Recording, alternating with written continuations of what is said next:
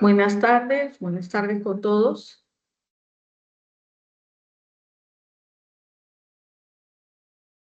Bueno, el día de hoy vamos a ver un tema relacionado con la temperatura y el calor.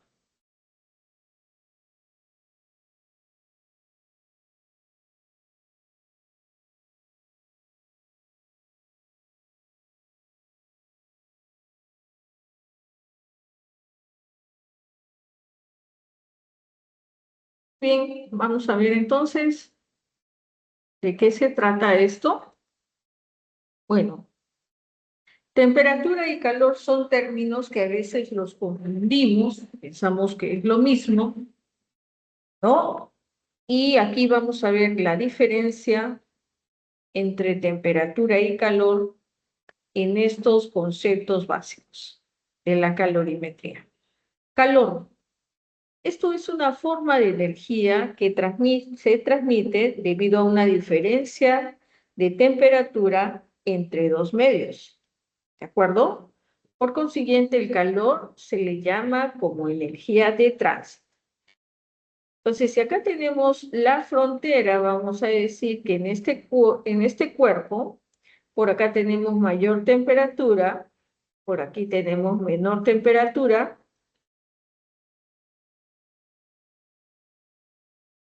Entonces el calor va a ir fluyendo de mayor temperatura a menor temperatura.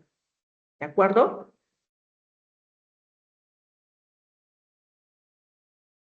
Entonces el calor es un fenómeno de frontera y los cuerpos no contienen calor, ¿no? Sino que el calor fluye a través de ellos. ¿De acuerdo? Otro, la temperatura. ¿Qué es la temperatura? Es una cantidad escalar que indica qué tan caliente o qué tan frío estará un objeto respecto a un patrón de referencia establecido. Entonces tenemos acá la temperatura, que es una manifestación prácticamente de la vibración que hacen las moléculas de una sustancia. Por ejemplo, si tenemos acá un termómetro en contacto, ¿no?, con una sustancia en diferentes estados. Por ejemplo, aquí, en el primero, estamos viendo que sus lunares, ¿no es cierto?, de este medio, de este recipiente, está agitado. ¿De acuerdo? Está haciendo ya un movimiento vibratorio porque presenta ya una temperatura. Sin embargo, aquí la temperatura es más alta y la vibración de sus moléculas es más alta. Y aquí, lógicamente, es mucho más alta la temperatura y la vibración es caótica, ¿verdad? Entonces, esto es lo que se le llama lo frío, donde hay vibraciones lentas. Aquí tengo el tibio y aquí tengo el caliente, donde tengo vibraciones rápidas. Entonces, la temperatura se relaciona directamente con la energía interna que tiene un cuerpo. ¿De acuerdo?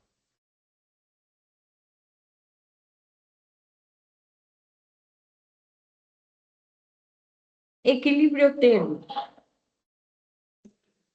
Es el estado final de igual temperatura que alcanzan dos o más objetos en interacción térmica. Entonces, digamos que si yo tengo acá un objeto A y B, que están aislados, donde la temperatura de A es mayor que la temperatura de B,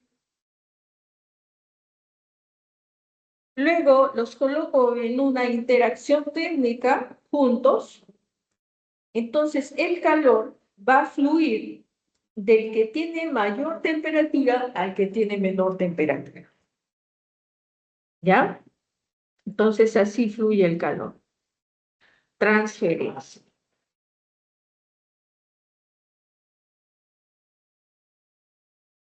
Y luego, A y B tendrán una sola temperatura. Habrán alcanzado un equilibrio térmico. ¿De acuerdo? Entonces, a esto se le llama el equilibrio térmico, finalmente.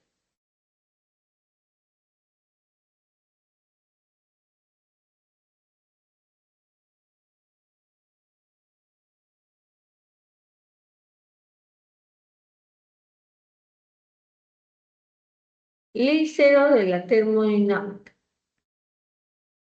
Entonces, los sistemas naturales tienden a equilibrarse con su entorno cercano.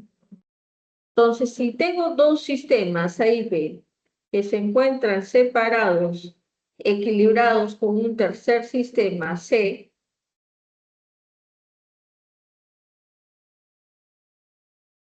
yo tengo A y B en equilibrio térmico, luego tengo B y C en equilibrio térmico, entonces tenemos que la temperatura en B va a ser igual que la temperatura en C. La temperatura en A sería igual que la temperatura en B, ¿de acuerdo? A esto se le conoce como la ley cero de la termodinámica, ¿de acuerdo? Que es la base prácticamente de la medición de la temperatura. Entonces, medición de temperatura. Nosotros podemos medirlo en tres escalas: Celsius, Fahrenheit y Kelvin, ¿de acuerdo? En cada una de ellas se usa una serie de divisiones basadas en puntos de referencia. Entonces, si tenemos acá tres termómetros, Celsius, Fahrenheit y Kelvin, entonces aquí tengo el punto de ebullición del agua, más abajo el punto de congelación y bajo posible el cero absoluto. Entonces, vemos acá las divisiones de Celsius, 0, 32 y 273. En ebullición sería 100, aquí 120, 212 grados Kelvin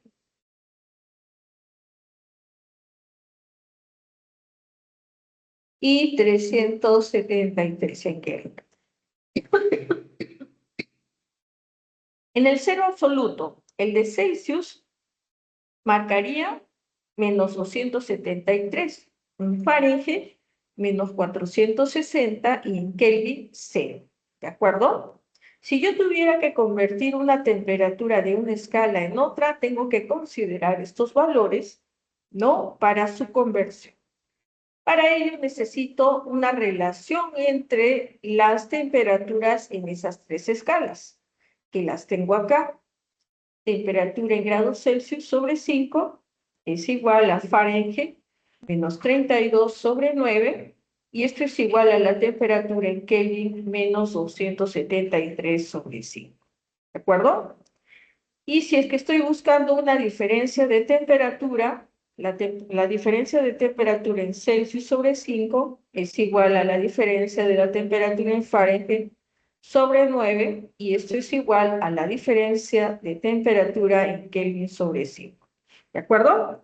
Entonces vamos a aplicar esto en unos ejercicios, ¿no? Que lo vamos a mostrar por aquí.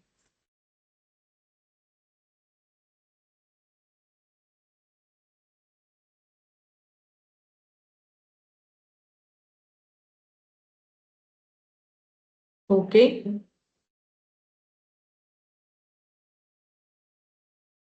Muy bien, veamos el primer ejercicio. Dice, un termómetro mal calibrado registra 98 grados Celsius, ¿no? Para la temperatura de ebullición del agua. ¿De acuerdo? En la temperatura de ebullición del agua para un termómetro bien calibrado marcaría 100, ¿ok? Y 4 grados Celsius para la temperatura de efusión del agua. Fusión significa que el agua va a pasar de un estado sólido a líquido, y eso se lleva a cabo a temperatura constante a 0 grados Celsius. Si una persona con fiebre usa un termómetro bien calibrado y registra una temperatura de 40, ¿cuál será la lectura en el termómetro mal calibrado? ¿Ya? A ver ahí, vamos haciendo.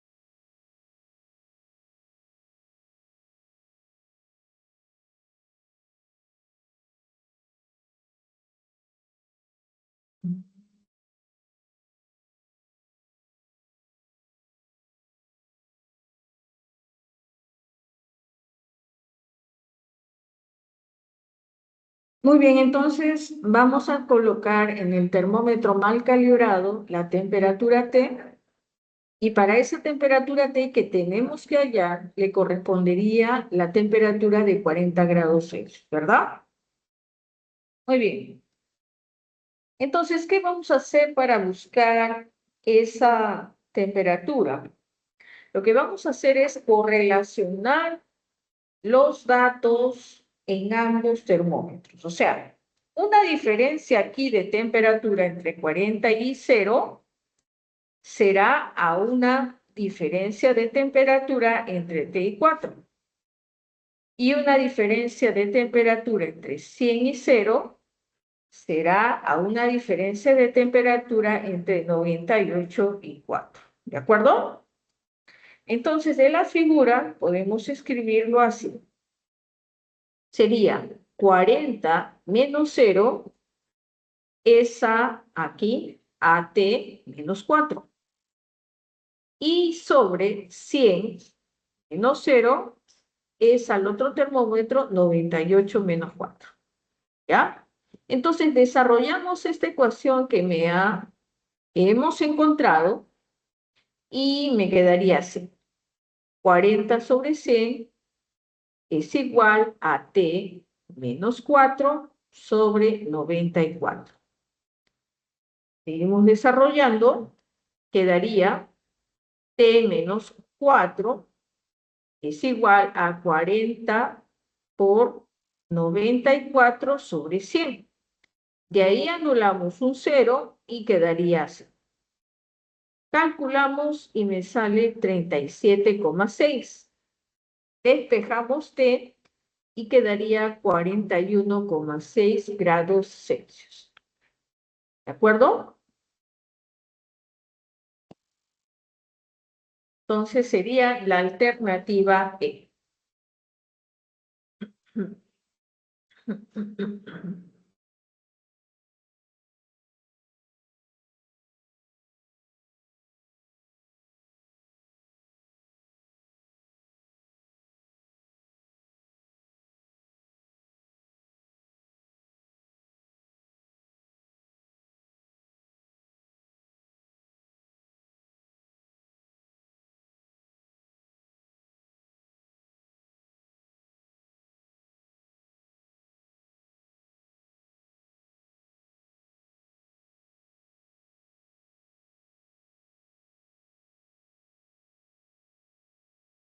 Ok, entonces continuamos con más teoría.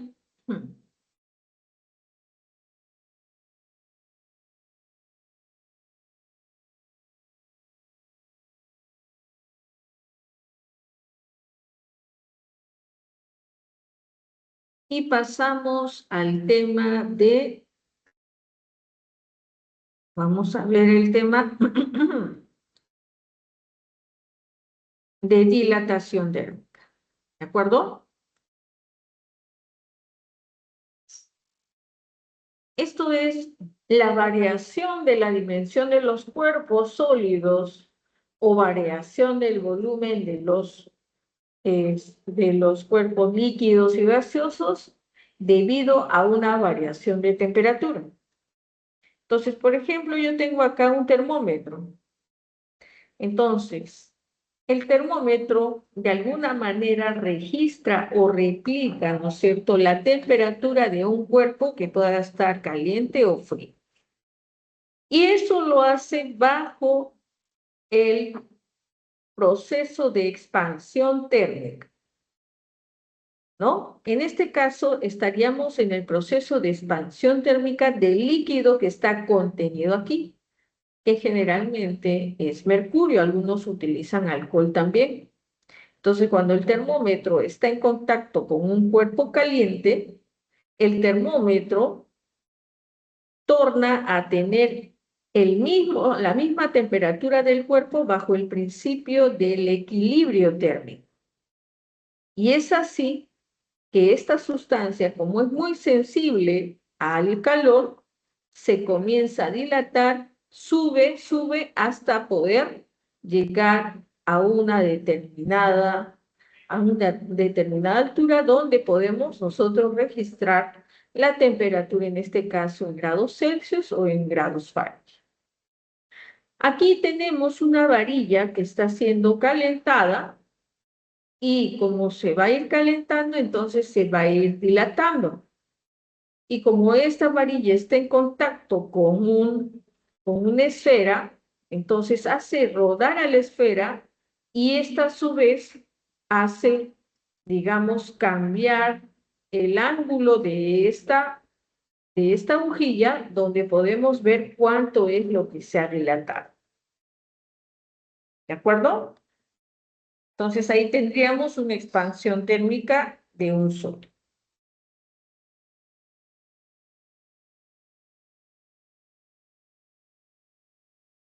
Dilatación lineal. Esto es la variación de la longitud de un cuerpo sólido debido a la variación de su temperatura. Entonces, si yo tengo acá en el estado inicial, la temperatura inicial, una longitud inicial, en el estado final, entonces ahora vamos a tener una varilla con una longitud final, donde aquí tenemos la variación de longitud. Entonces aquí la dilatación lineal está descrita por esta ecuación, donde tenemos que la variación de longitud es igual a un coeficiente de dilatación lineal que es propio, característico de cada cuerpo. Cada cuerpo, dependiendo de su material, se dilata de una forma singular. Entonces, ese coeficiente de dilatación lineal se mide en grados Celsius a la menos por la longitud inicial y por la variación de temperatura. ¿De acuerdo?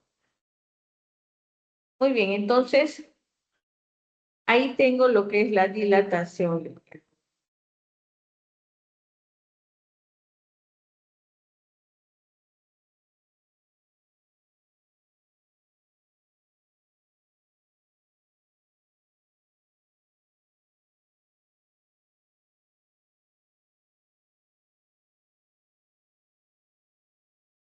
Dilatación superficial. Esto es la variación del área transversal de un sólido debido a la variación de su temperatura.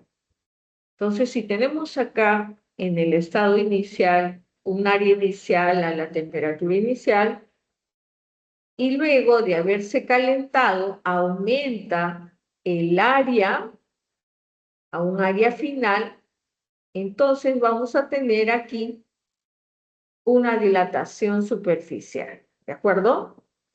Esto se puede calcular como el cambio del área es igual a 2 veces el coeficiente de dilatación superficial por el área inicial y por el cambio de temperatura. ¿De acuerdo? Dilatación volumétrica es la variación de volumen de un cuerpo sólido debido a la variación de su temperatura. Muy bien, entonces esto lo tenemos en el estado inicial, ¿de acuerdo? A una temperatura inicial tengo un volumen inicial. Luego lo calentamos y aumenta su volumen, ¿no? Y también, lógicamente, ese aumento de volumen ha sido porque hemos elevado la temperatura hasta una temperatura final. Entonces, aquí tengo 3 dimensiones. Entonces, el cambio de volumen es igual a 3 veces el coeficiente de dilatación superficial por el volumen inicial y por la diferencia de temperatura. ¿De acuerdo? En los fluidos líquidos y gases, como no tienen forma definida, solo se estudia la dilatación volumétrica. ¿De acuerdo? Y estos 3 veces el coeficiente de dilatación lineal también es igual al coeficiente de dilatación superficial o volumétrica, perdón. Coeficiente de dilatación volumétrica. ¿De acuerdo? Muy bien. Vamos a ver algunos ejercicios aplicando esto.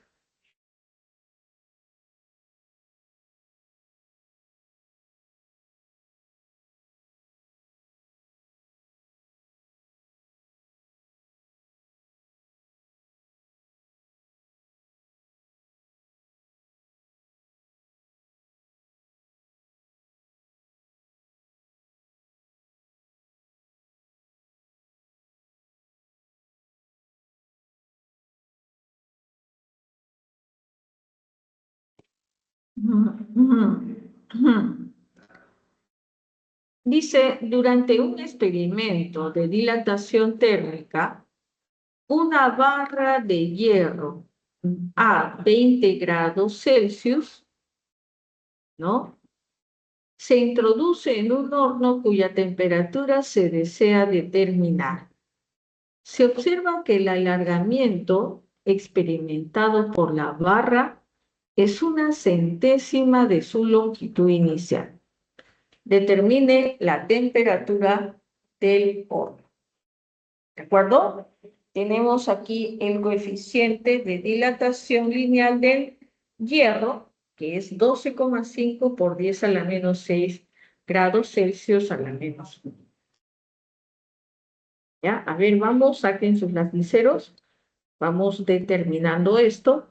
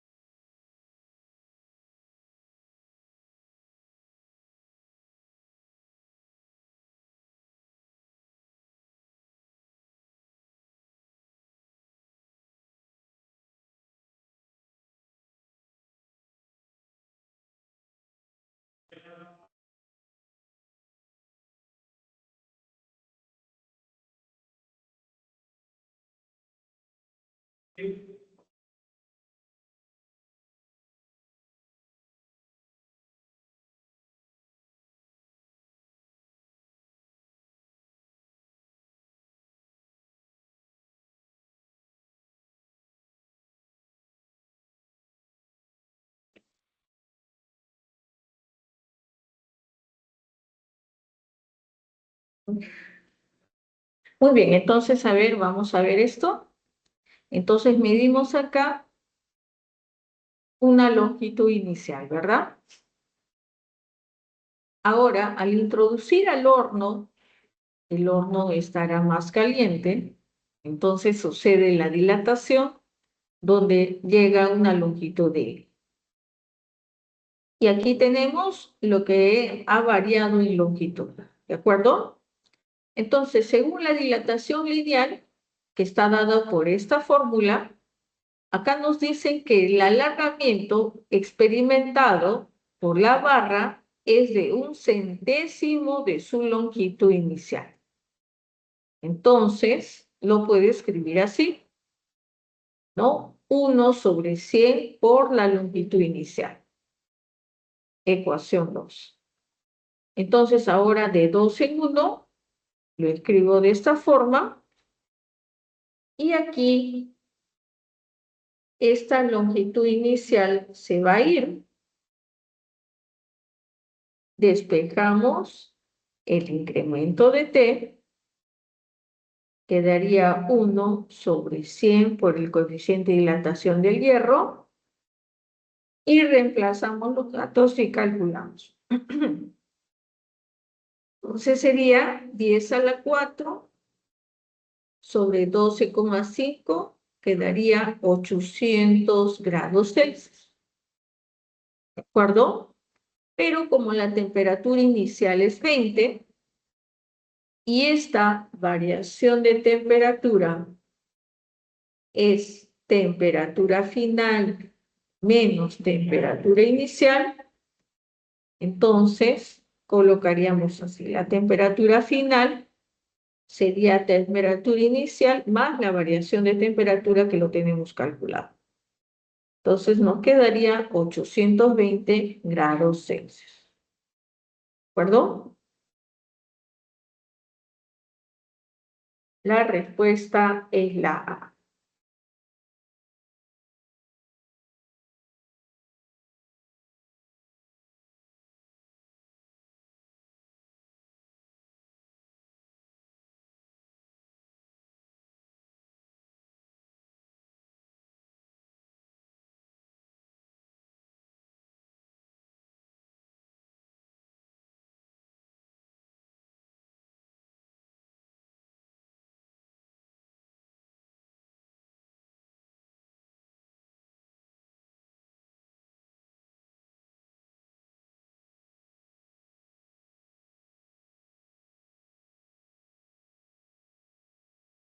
Muy bien. Ejercicio 3.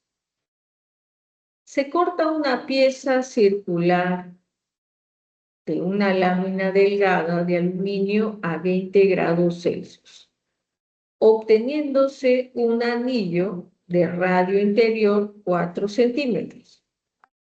Se deja ajustar el anillo exactamente en un cilindro metálico cuya área transversal es de 50 centímetros cuadrados. ¿Hasta qué temperatura debe calentarse el anillo para que ajuste al cilindro?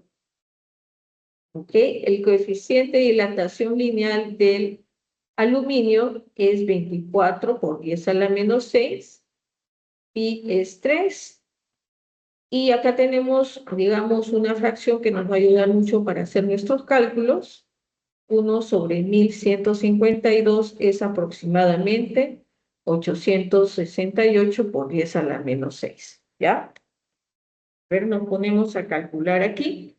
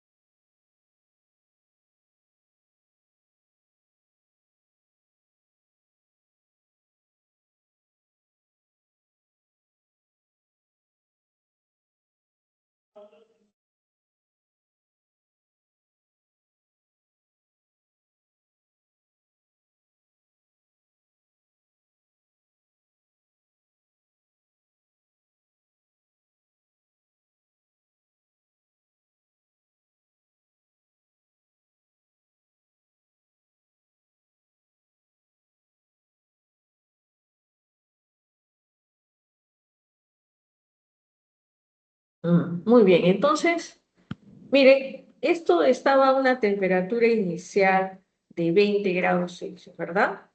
Entonces debe ser calentado hasta que pueda calzar exactamente en un cilindro que lo tenemos por acá.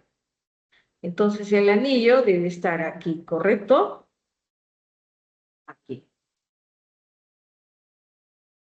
así.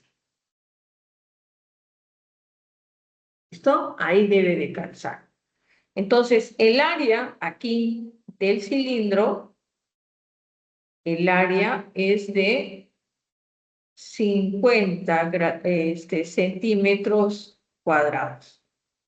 Entonces, aquí necesitamos saber primero cuánto sería el área inicial de aquí, el área interna, por donde va, digamos, a estar, pues, ¿no? A atravesar el cilindro, ¿ya?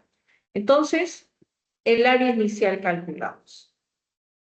Sería pi por radio al cuadrado, esto sería 3 por 4 al cuadrado, nos quedaría 48 centímetros cuadrados.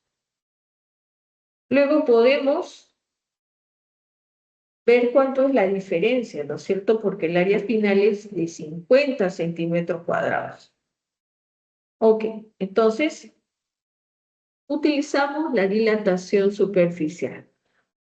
El cambio del área es área final menos el área inicial. Esto es igual a 2 veces el coeficiente de dilatación del aluminio por el área inicial por el cambio de temperatura. Reemplazamos los datos, sería 50 menos 48, es igual a 2 por 24 por 10 a la menos 6, por 48 por la temperatura a la cual va a llegar, menos 20 grados Celsius. ¿De acuerdo? Entonces, despejamos de menos 20, ¿ya? Esto pasaría a dividir 48 por 24 por 10 a la menos 6. Este 10 a la menos 6 sube como 10 a la 6 y esta fracción me quedaría como 1 sobre 1152. Ahora sí, reemplazaríamos con este dato, quedando 868 nada más. Ahora 20 pasamos a sumar y quedaría 888 grados Celsius. La respuesta sería la D.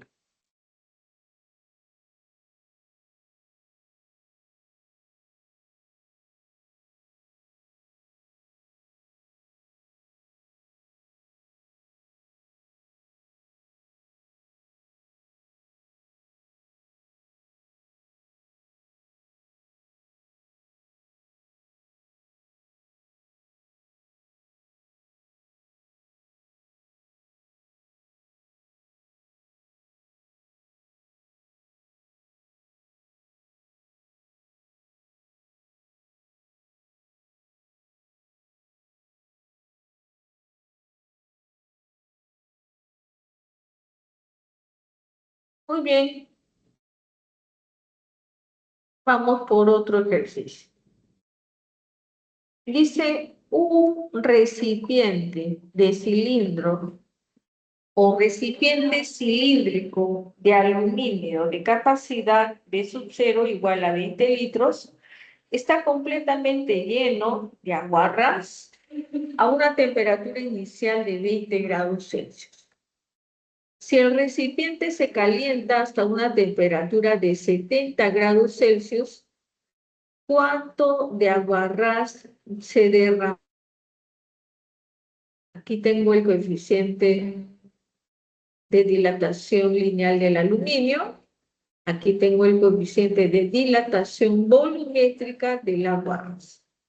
Entonces acá tenemos el estado inicial con un volumen inicial, los dos, el agua ras y el recipiente cilíndrico, y aquí lo tenemos ya a una temperatura de 20 grados Celsius. Lógicamente se van a dilatar ambos, ¿ya? Donde necesitamos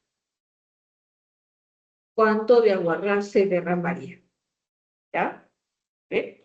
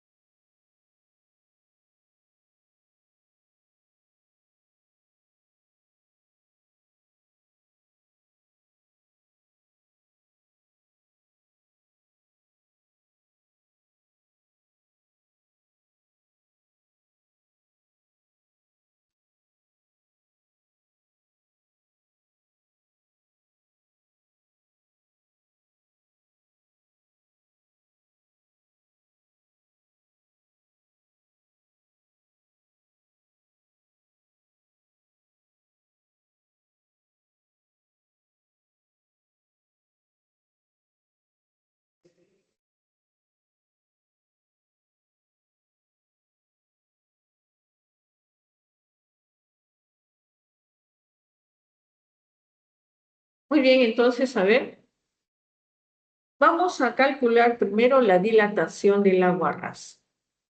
Sería la dilatación del agua a ras, sería igual al coeficiente de dilatación volumétrica, porque esto es lo que me están dando, ¿de acuerdo? Por el volumen inicial y por el cambio de temperatura. Entonces reemplazo, sería 10 a la menos 3. El volumen inicial también sería el del cilindro, ¿correcto? Porque como el agua ras está ahí totalmente llenando este cilindro, entonces tendría el mismo volumen. Y la variación de temperatura final menos la inicial, me da 1 litro. Ahora, la dilatación del recipiente. Vamos a ver, entonces sería, aquí sí utilizamos 3 veces el coeficiente de dilatación lineal, porque ese dato me han dado por el volumen inicial y por el cambio de temperatura. Entonces aquí sería 3 por 24 por 10 a la menos 6 por 20 por 70 menos 20. 70 menos 20 quedaría 50. ¿De acuerdo? Entonces, me quedaría todo 0,072 litros. Ahora, volúmenes finales de agua ras y del recipiente. Sacamos entonces la diferencia, ¿no es cierto?, entre los volúmenes y quedaría 1 menos 0,072 y esto me da 0,928 litros, ¿no? Sería la B, la respuesta. ¿De acuerdo? Ok, entonces aquí tenemos el ejercicio 4. Muy bien, vamos por más teoría.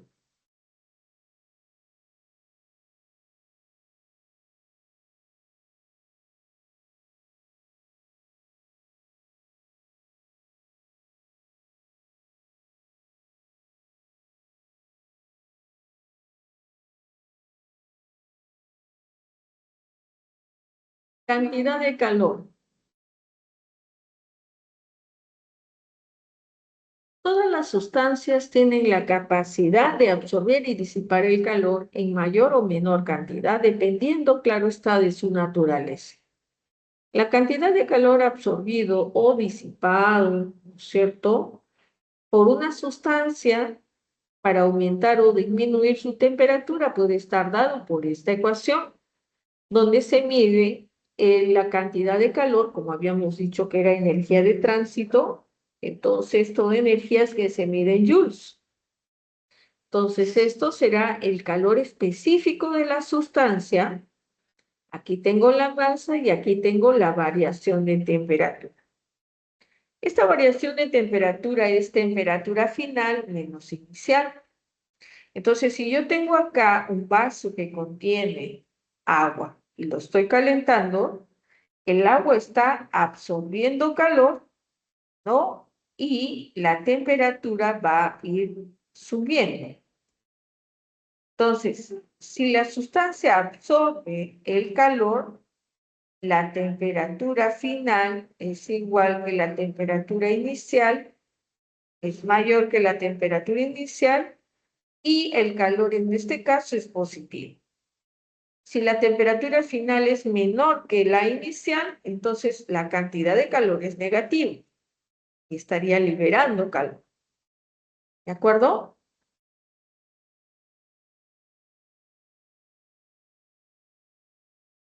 Algunas observaciones. La unidad clásica de calor se le llama las calorías. Entonces, una caloría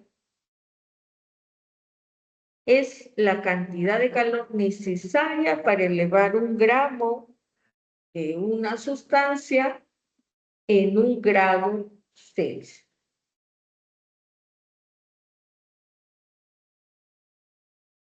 Si la masa es de 1 kilogramo, entonces la cantidad de calor es 1 kilocaloría, que es 1000 calorías. ¿De acuerdo?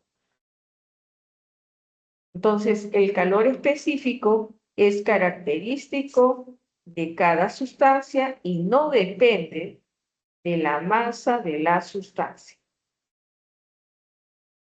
El calor específico depende de la fase de la sustancia. Por ejemplo, para el agua en fase líquida o en fase sólida, tenemos hielo, ¿verdad? Entonces, el agua en su fase líquida es 1 caloría sobre gramo por grado Celsius.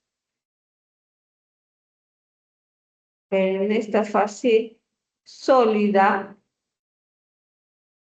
¿de acuerdo? Ese calor específico, como por ejemplo del hielo, vale 0,5 calorías sobre gramo por grado Celsius o 0,5 kilocalorías sobre kilogramo por grado Celsius.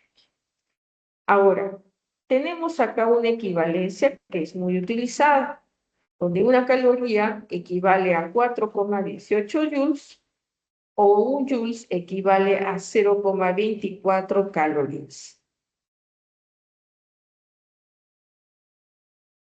Capacidad calorífica. Esto nos indica la cantidad de calor que se puede absorber o liberar de una sustancia en una diferencia de temperatura. Entonces sería cantidad de calor sobre el cambio de temperatura. Si yo reemplazara aquí la cantidad de masa por el calor específico. Las unidades de esta capacidad calorífica es Joule sobre Kelvin o calorías sobre grados Celsius. Entonces, por ejemplo, si tuviéramos acá una cantidad de agua de masa M y lo llevo a calentar, entonces aquí va a haber una cantidad de calor que va a absorber, ¿no? Y acá tengo la temperatura que va a ir aumentando. Si yo le pusiera más masa, entonces más calor va a necesitar para poderse calentar. ¿De acuerdo? Entonces la capacidad calorífica depende de la masa de la sustancia y del calor específico de la sustancia. Si el cuerpo no intercambia calor con su entorno, se dice que está térmicamente aislado. Entonces, la cantidad de calor es igual a cero y la capacidad calorífica también es igual a cero. Calor latente indica la mínima cantidad de calor que se debe de suministrar o extraer a una masa. ¿Para qué? Para que pueda cambiar de fase. Pero ese cambio de fase se tiene que llevar a cabo a temperatura constante. Entonces es así que el calor latente es cantidad de calor sobre la masa. Esto se mide en joules sobre kilogramo o kilocalorías sobre kilogramo.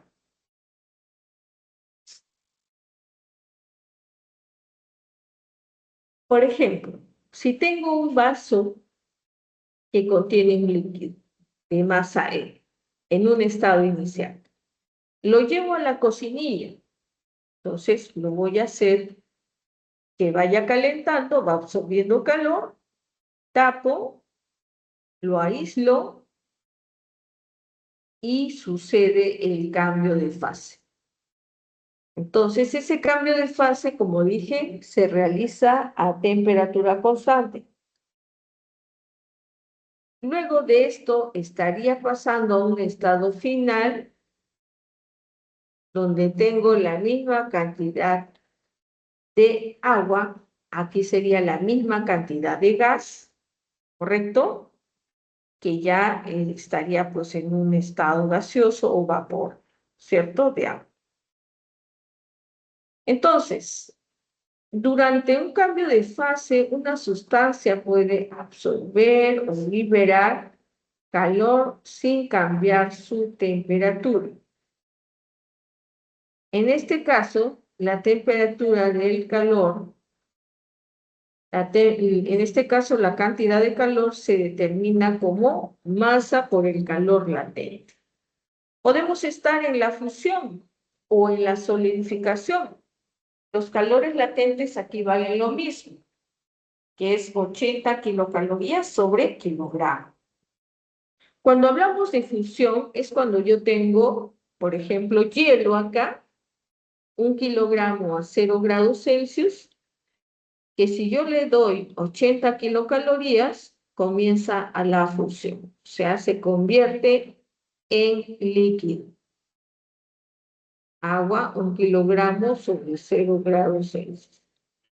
Y si yo lo quiero congelar, o sea, pasar de líquido a sólido, le necesito extraer 80 kilocalorías. ¿De acuerdo?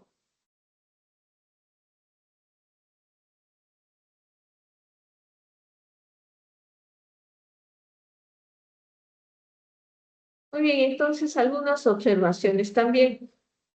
El calor latente en el cambio de fase de vaporización es igual que el calor latente de condensación. Esto vale 540 kilocalorías sobre kilogramo. Entonces es como aquí, ¿no? Tenemos un vaso que contiene agua, 1 kilocaloría en 1 kilogramo, a 100 grados Celsius. Está esperando ahí y comienza la vaporización. ¿De acuerdo? Con 540 kilocalorías. Entonces se comienza a evaporar, ¿no? 1 kilogramo por 100 a 100 grados Celsius. Y si yo lo quiero pasar de gaseoso a sólido, estaré condensando. Entonces le necesito quitar, ¿no? 540, por eso es menos 540 kilocalorías. ¿De acuerdo? Ahora, en el diagrama de fase del agua, tenemos temperatura versus la cantidad de calor. Entonces, aquí tenemos un vaso que contiene líquido en estado sólido, ¿de acuerdo?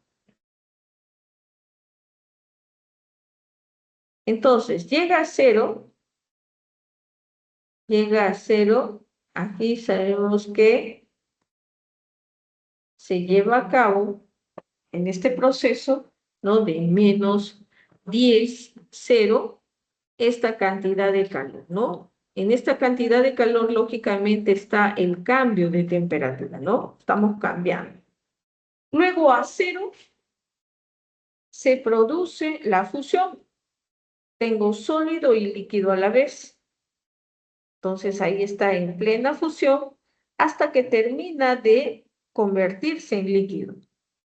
Hasta aquí tengo otro calor masa por el calor latente de fusión. Luego elevo la temperatura hasta llegar a 100. Ahí tendría solo líquido.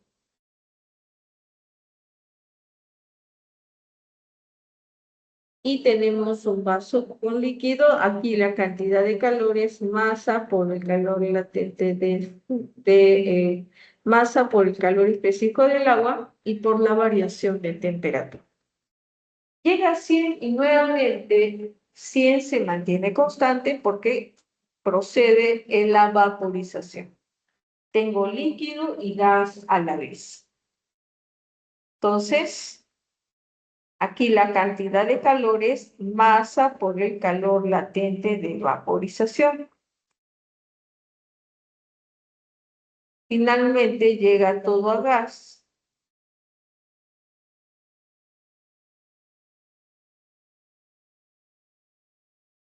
Entonces la cantidad de calor es masa por el calor latente de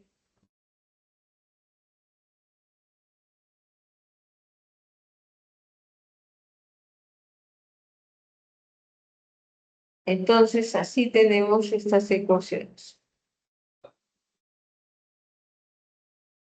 Principio de calorimetría. Esto es requerible para la conservación de la energía. En una interacción térmica de dos o más sustancias, la cantidad de calor ganado por una o varias de ellas es igual a la cantidad perdido por las restantes sustancias. Entonces, bajo el principio de la conservación de la energía, la cantidad de calor ganado más la cantidad de calor perdido es igual a cero. Entonces, la cantidad de calor ganado es igual a menos la cantidad de calor perdido. En laboratorio, el principio de la calorimetría se comprueba usando un aparato llamado calorímetro de mezcla. Entonces, tenemos acá el calorímetro de mezcla.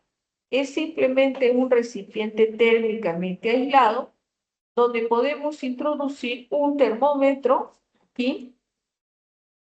Acá tengo un termómetro y acá tengo un agitador. Internamente podemos colocar diversas sustancias a diferentes temperaturas. Llegado el momento, todas las sustancias internamente llegarán a una sola temperatura. ¿De acuerdo? Eso pasa de forma natural. Y es así durante este proceso, ¿no?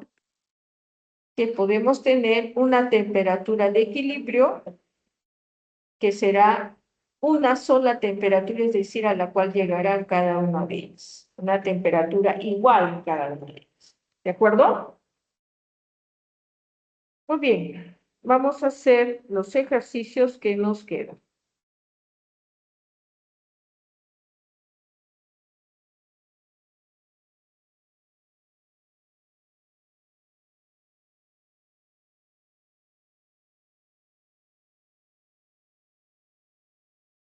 Ejercicio 5. Dice la figura, vamos a ver la figura, muestra la gráfica de temperatura en función de la cantidad de calor suministrada a una sustancia. La sustancia se encuentra inicialmente en estado líquido a la temperatura de 0 grados Celsius.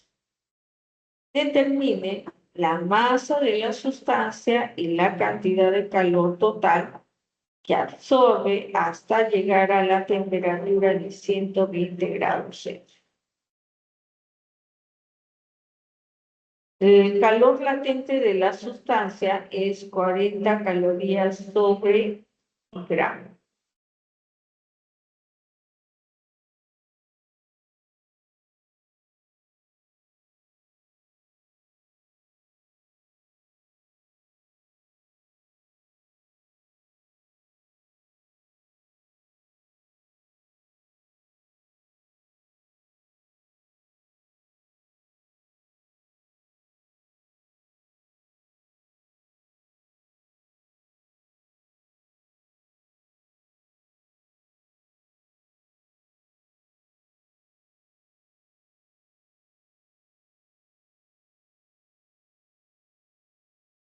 Muy bien, entonces acá tenemos la cantidad de calor para llegar a la temperatura de vaporización. Esto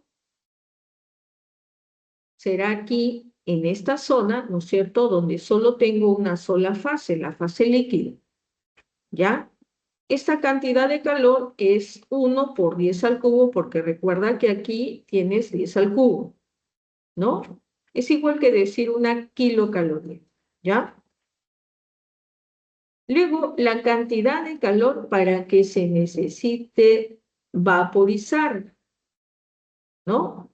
Este cambio de fase, ¿no? Es a temperatura constante. Y de acá a acá tengo 2 kilocalorías, ¿de acuerdo? Luego podemos aprovechar aquí para poder calcular la masa de la sustancia. Entonces, la masa es la cantidad de calor Q sub 2 sobre el calor latente de la sustancia, aquí. Entonces sería 2 por 10 al cubo sobre 40. Mitad 1, mitad 20, y me queda 50 gramos. ¿De acuerdo? Cantidad de calor absorbida por el vapor. Entonces, teniendo en cuenta aquí también la cantidad de calor hasta que llegue a 120, cada vez que hay una subida, un cambio de temperatura, ¿no es cierto?, tengo una sola fase, ya sería vapor, entonces sería, aquí sería 1 kilocaloría. Entonces, la cantidad de calor total será la suma de esos tres, me quedaría 4 kilocalorías, ¿de acuerdo?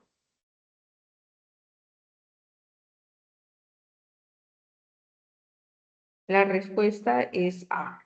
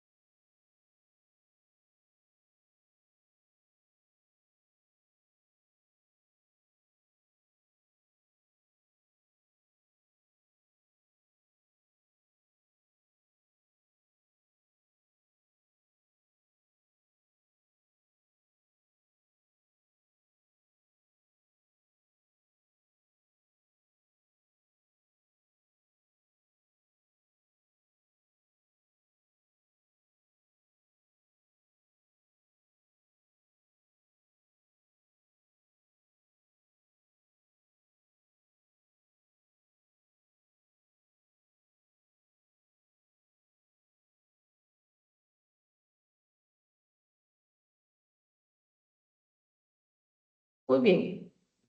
Ejercicio 6. Un bloque de hierro de masa 2 kilogramos se extrae de un horno donde la temperatura es 640 grados Celsius y se coloca sobre un bloque de hielo que ya está el bloque de hielo está a 0 grados Celsius, ¿ya? Asumiendo que todo el calor cedido por el hierro lo absorbe el hielo, ¿qué masa de hielo se fusionará? Entonces tengo el calor específico del hierro, que es 0,11 calorías sobre gramo por grado Celsius. Y el calor latente de fusión, que es 80 calorías sobre gramo.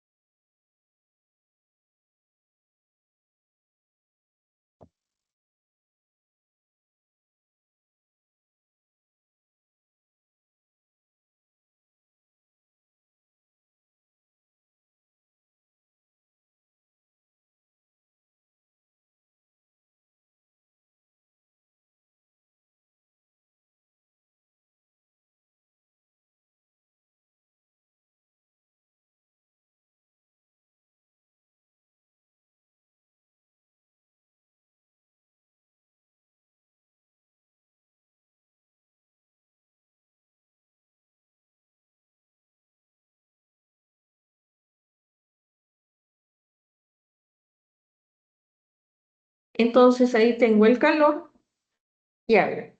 Entonces vamos a calcular aquí, ¿no? El calor que va a ceder por parte del hierro y lo que va a absorber el hielo, ¿no? Teniendo en cuenta que esto está totalmente aislado, vamos a ver. Entonces tenemos acá la temperatura inicial de 640 grados Celsius, la temperatura final, que sería de 0 grados Celsius para el hierro, y la masa del hielo fundido, que será N. Entonces, bajo el principio de la calorimetría, quien gana calor sería el hielo, quien pierde calor sería el hierro. Entonces, lo que va a ganar el hielo va a ser necesario para que se proceda con la fusión, porque el hielo ya está a 0 grados Celsius y ahí con esa temperatura puede suceder la fusión. ¿De acuerdo? Entonces, la cantidad de calor para el hielo sería masa por el calor latente de fusión y la cantidad de calor perdido por el hierro sería masa del hierro, calor específico del hierro, por la diferencia de temperatura. Igual a 0.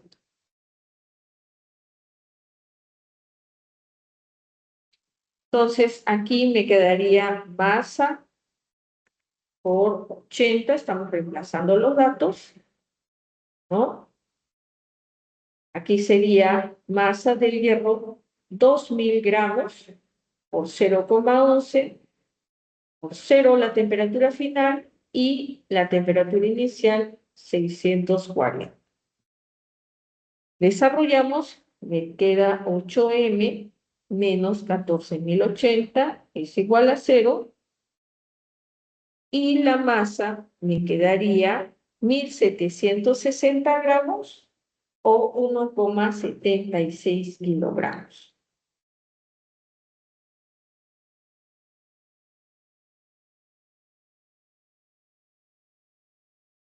La respuesta es la B.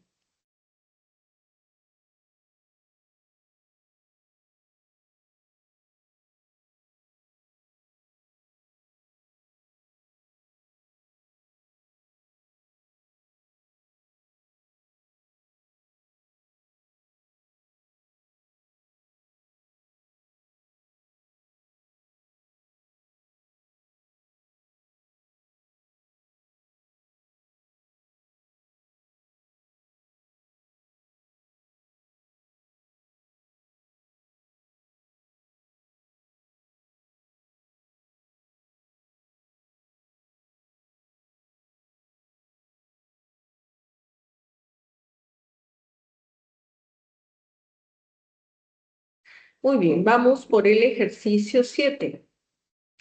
Dice, un estudiante de física desea medir la capacidad calorífica de un recipiente de metal por el método del calorimetría. Por ello, vierte 100 gramos de agua a 80 grados Celsius en el recipiente que inicialmente estaba a 10 grados Celsius. ¿Ya? Finalmente, observa que la temperatura de equilibrio entre el agua y el recipiente es de 60 grados Celsius. Determine la capacidad calorífica del recipiente. Considere que el sistema recipiente y agua está térmicamente aislado. Entonces ahí tengo el calor específico del agua en una caloría sobre gramo por grado Celsius.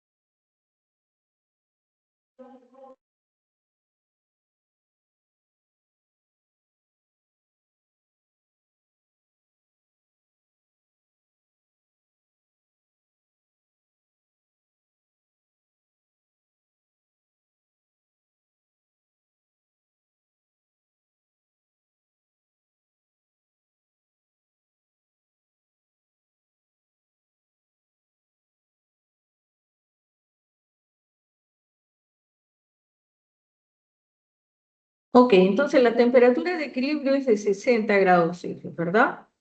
Bueno, este agitador sirve para uniformizar la temperatura internamente, ¿no? Comenzamos a mover y a uniformizar la temperatura. Aquí tengo el vaso no aislante y vamos a aplicar el principio de calorimetría. Entonces, quien gana calor sería el recipiente y quien pierde calor sería el agua. Entonces, esas cantidades de calor lo puedo medir con esta fórmula. Masa por el calor específico y por la diferencia de temperatura. ¿De acuerdo? Entonces, reemplazo considerando que aquí la capacidad calorífica es masa del recipiente por el calor específico del recipiente. Entonces, para esta temperatura que va de 10 grados Celsius y la temperatura del agua que tenía 80. Entonces, aquí colocamos la capacidad calorífica, ¿no es cierto?, del recipiente por 60 menos 10, ¿no? 60 es la temperatura de equilibrio, recuerden, más la masa del agua que teníamos, que dice que es 100, y el calor específico del agua que son Entonces aquí la temperatura final es de 60 menos la inicial que es 80, igual a 0. Entonces, esto acá me quedaría 50, ¿verdad? Esta diferencia. Aquí me quedaría menos 20, ¿de acuerdo? Entonces vamos a despejar aquí, sería 50 por CB menos 100 por 20, ¿de acuerdo? Igual a 0. Luego, la capacidad calorífica me quedaría 40 calorías sobre grados Celsius.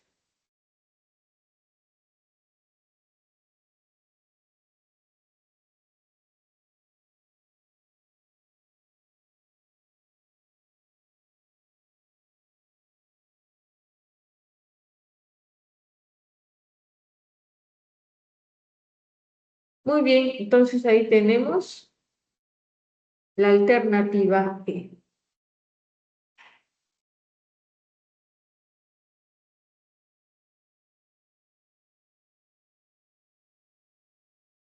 Ejercicio 8. Se deja caer una moneda, dice, de acero desde una altura de 90 metros. Asumiendo que después de impactar en el suelo, el 75% de la moneda, o sea, de la energía cinética disipada, produce el calentamiento de la moneda. Determina el incremento de temperatura.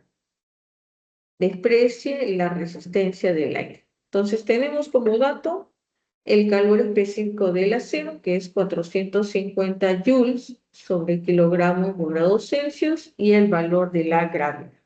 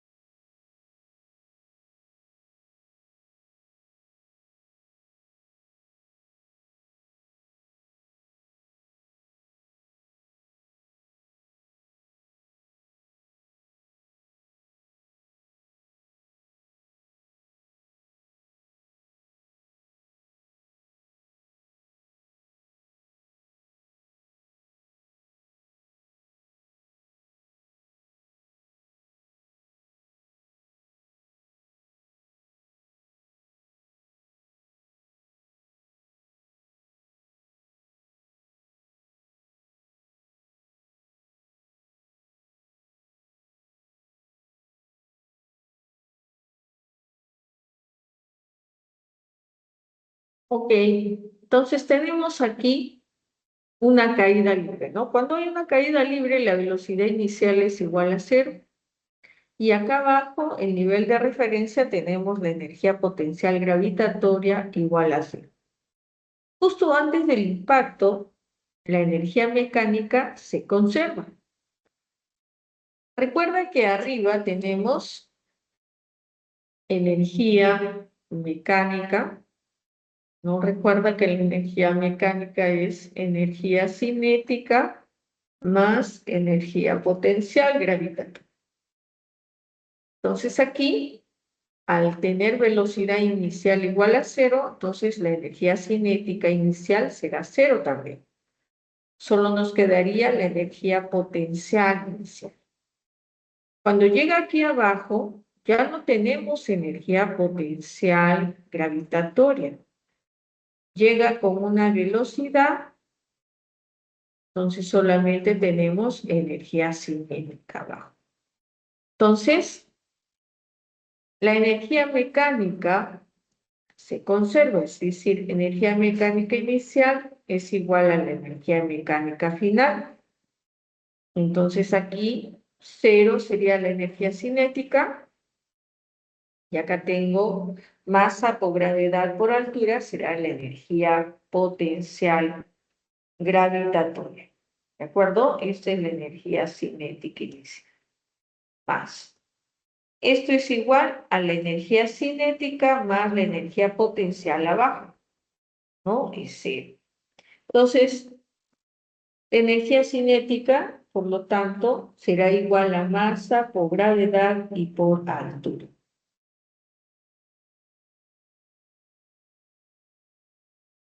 Justo después del impacto, tenemos que el 75% de la energía cinética es convertida en calor. Entonces, la energía cinética es masa por gravedad por altura y 75 entre 100 sería 3/4. La cantidad de calor es masa por el calor intrínseco del acero y por la variación de temperatura. Entonces, masa y masa se va, y la variación de temperatura será 3 veces la gravedad por la altura sobre 4 veces el calor específico del acero. Reemplazamos allí y quedaría 3 por 10 por 90 sobre 4 por 450. Operamos y nos sale 1,5 grados Celsius.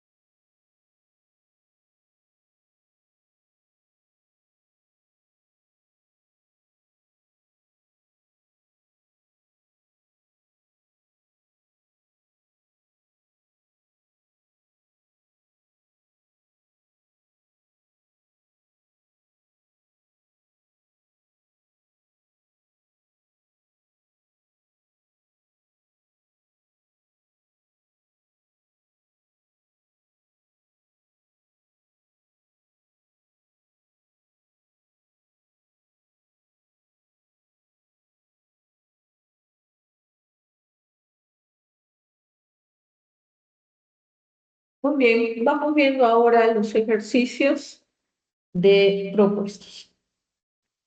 Número 1.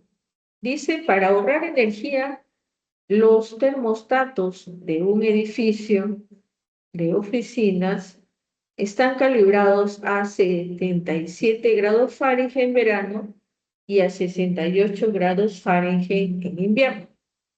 ¿Cuáles serían las correspondientes calibraciones si el termostato estuviera en escala Celsius? Entonces, hay que convertir en Celsius cada una de las temperaturas que tenemos ahí. ¿Eh?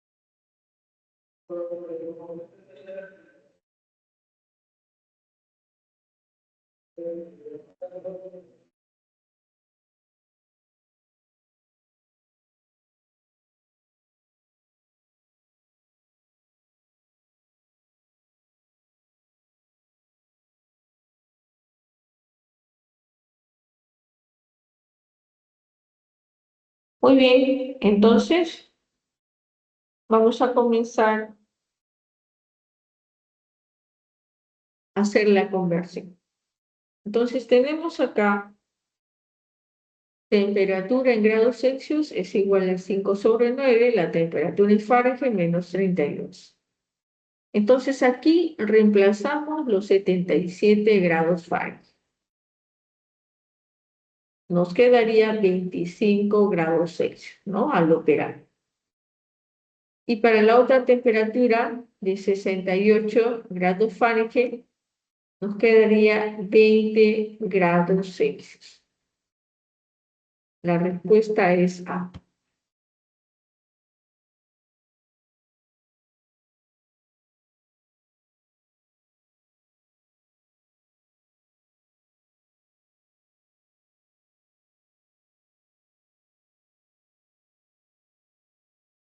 Dos. Una ventana de vidrio, dice, tiene una superficie de área 4 metros cuadrados a la temperatura ambiente de 20 grados Celsius. Determine el área final del vidrio cuando la temperatura aumenta a 50 grados Celsius. El coeficiente de dilatación lineal del vidrio es 9 por 10 a la menos 6 grados Celsius a la menos 1.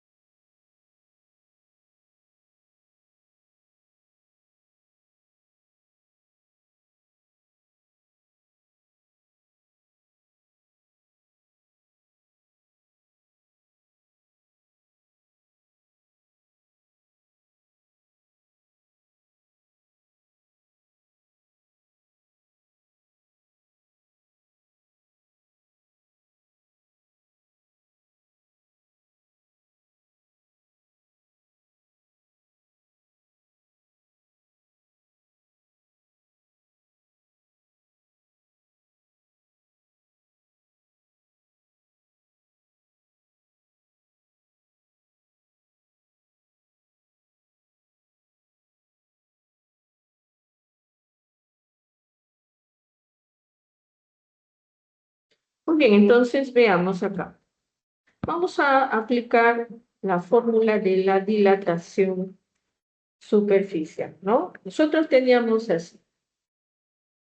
El cambio de área es igual al área inicial por 2 veces el coeficiente de dilatación lineal y por la diferencia de temperatura.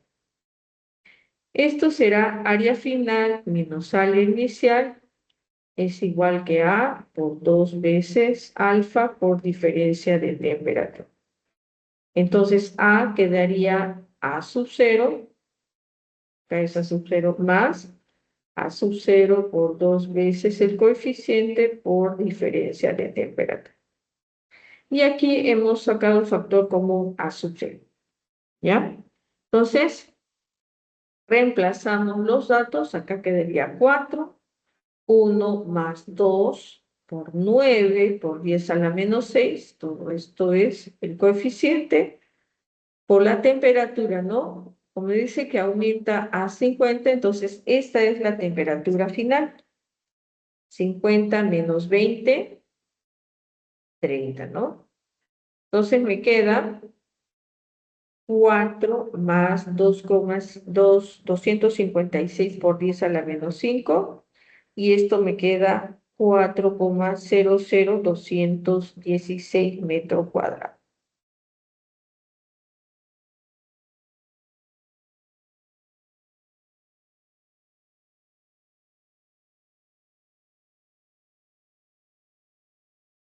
La respuesta es casi.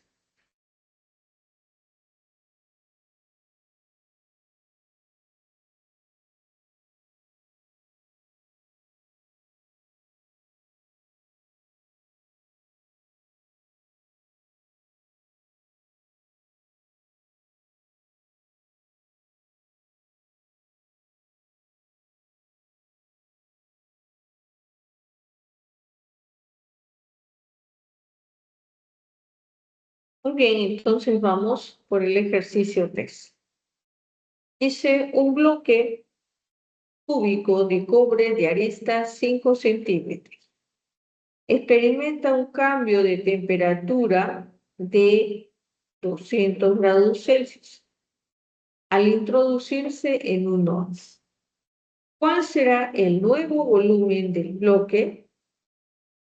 El coeficiente de dilatación lineal del cobre es 17 por 10 a la menos 6 grados Celsius a la menos 1.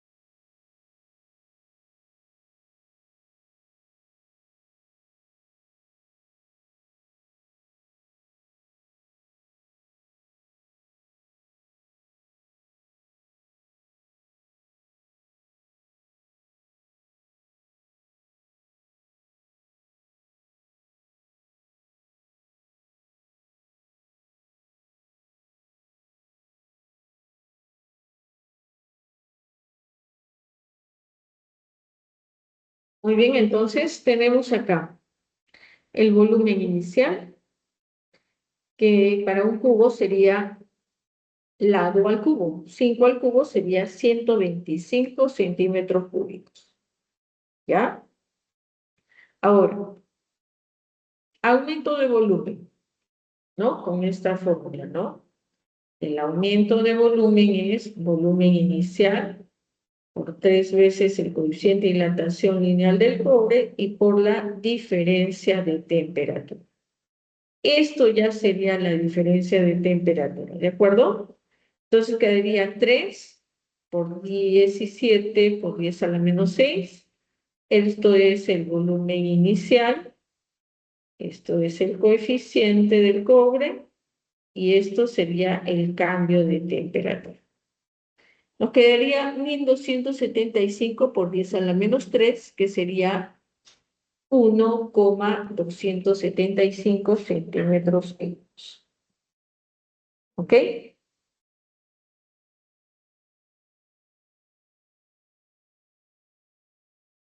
El volumen final será el volumen inicial más el cambio de volumen. Entonces, 125 más 1,275 quedaría 126,275 centímetros cúbicos. La respuesta es la E.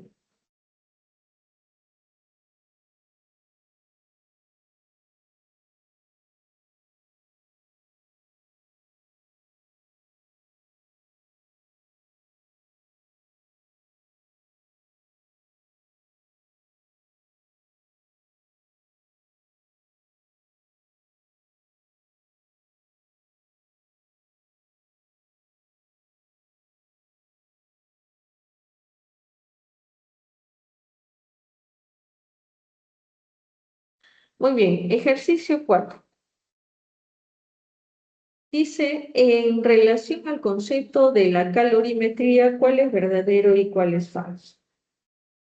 A ver, número 1. ¿El calor específico depende de la masa de la sustancia? A ver qué dicen, chicos.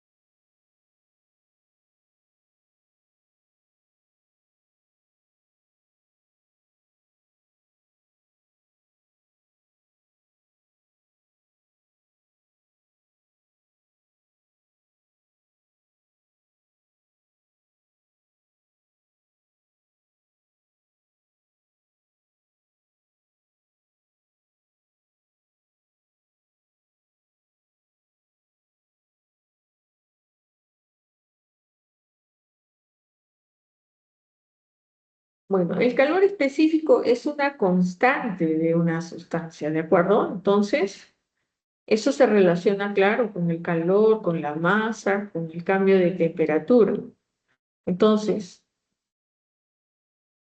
si yo tengo una cantidad de masa de una sustancia, para ello obedece un calor específico, pero si yo cambio la masa, el mismo calor específico va a funcionar, es constante, ¿correcto? Eso es falso. 2. Una misma sustancia puede tener diferentes capacidades caloríficas.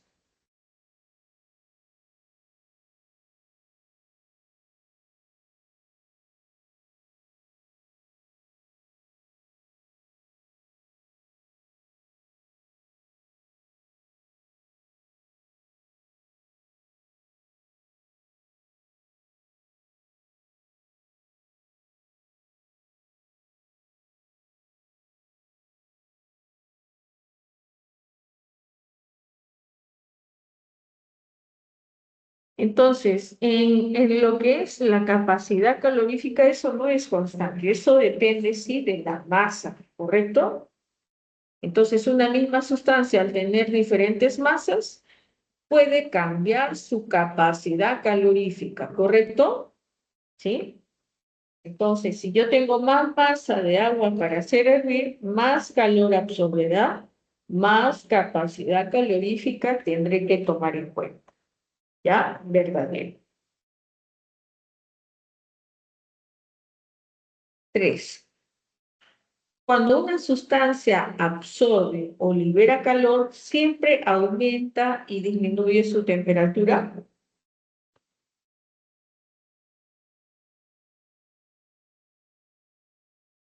No necesariamente, ¿no? Porque tenemos, cuando hay un cambio de fase, en ese cambio de fase, ¿no? Se realiza a temperatura constante, ¿de acuerdo?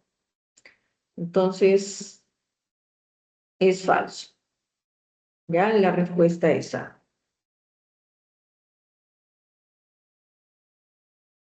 5. Se coloca un trozo de 100 gramos de aleación de temperatura a 100 grados Celsius dentro de un calorímetro ideal que contiene 200 gramos de agua a 10 grados Celsius. Si la temperatura de equilibrio del agua con la aleación es 20 grados Celsius, ¿cuál es el calor específico de la aleación?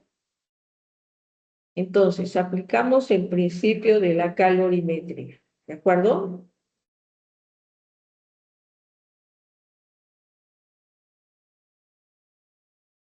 Entonces, quien gana calor es el agua y quien pierde es el metal. Entonces, aquí quedará masa del agua por el calor específico del agua y por la diferencia de temperatura. Masa del metal por el calor específico del metal por la diferencia de temperatura igual a cero. Reemplazamos los valores y me quedaría 0,25 calorías sobre gramo por grado Celsius.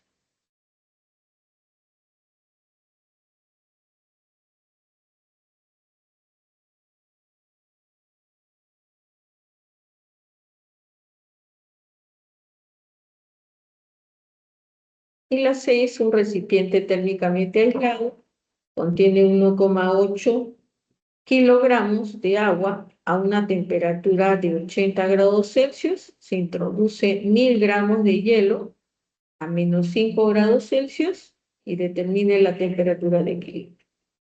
Aquí también tenemos que aplicar el principio de la calorimetría.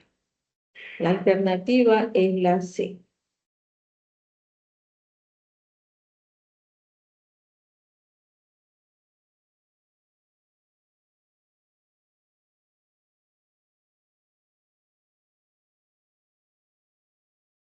Ok, y la 7 también es la C. ¿De acuerdo?